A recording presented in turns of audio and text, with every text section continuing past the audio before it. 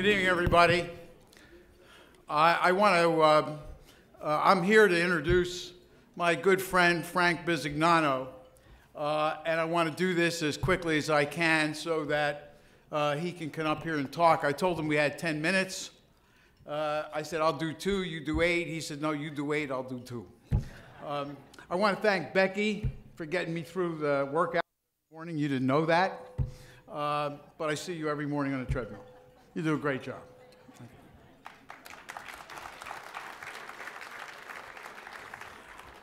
I'm not going to talk about Frank Bisignano's professional achievements because all you have to do is to read the program, and you'll find as a corporate achiever, he has done wonderful things. You know, got companies that lost billions and turned them into making billions. Worked at Citigroup and turned that big business around. Was co-COO of JP Morgan. Did wonderful things there, and now is the Chief Executive Officer of First Data. You heard Becky say that I came out of retirement. I'm not sure I was ever there, but one of his corporate and social responsibilities was to get me out of retirement, and he did that.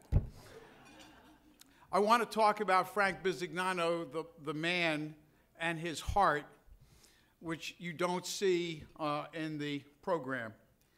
A couple of things that I want to share with you that gives you some insight into what that brochure does not do.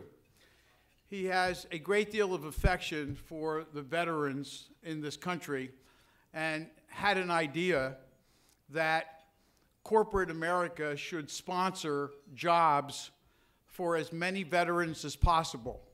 And he had the idea at JP Morgan that with a couple of other companies that blended as a coalition, that they could get 100,000 jobs for veterans over a 10-year period of time and get 5 other companies or 4 other companies to join with him to do that, to get passionate about doing so. He did such a good job at doing it. He got Roger Staubach and General McChrystal involved, and in this 10-year period of time, he got 100,000 people jobs who were veterans, but instead of taking 10 years, it only took them 3 years, which began the movement in this country, which is terrific, of great companies hiring veterans. And I thank my friend Frank Bisignano for that effort.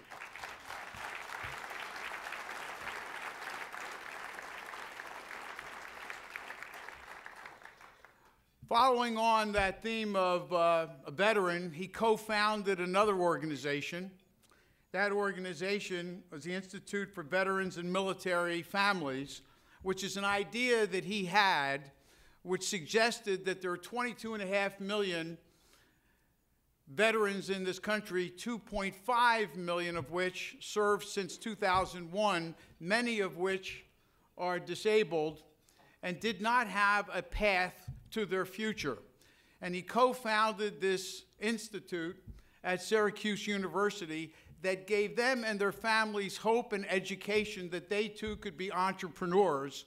And as a result of that, thousands of military personnel who were disabled have gone through that program and have been trained as entrepreneurs through the idea of my friend Frank Bisignano, and recently was profiled on 60 Minutes as one of the great missions and accomplishments for veterans in this country.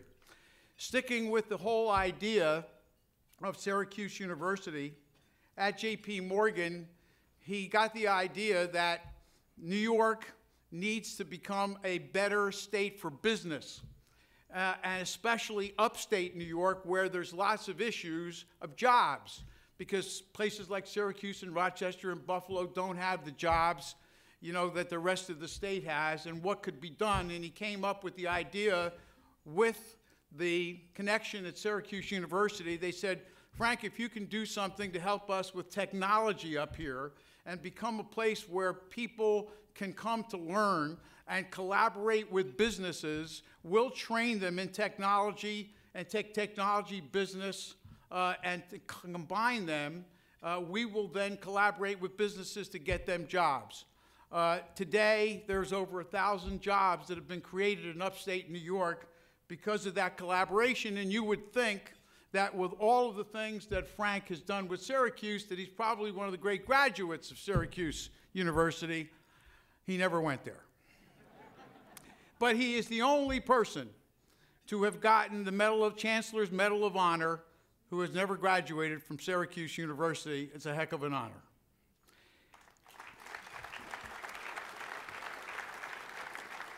The thing that I am most inspired by, and this is why I said it doesn't show up in programs, is that he founded the Improving Patient Experience Through Technology program. What does that mean?